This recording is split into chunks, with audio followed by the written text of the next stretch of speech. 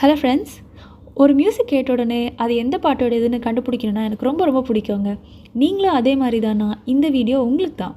வரப்போகிற இசை எந்த பாட்டோடதுன்னு கண்டுபிடிச்சி எனக்கு கமெண்ட் பண்ணுங்கள் பார்ப்போம். இந்த வீடியோ பிடிச்சதுன்னா லைக், ஷேர், சப்ஸ்கிரைப் பண்ணுங்கள். தேங்க்யூ.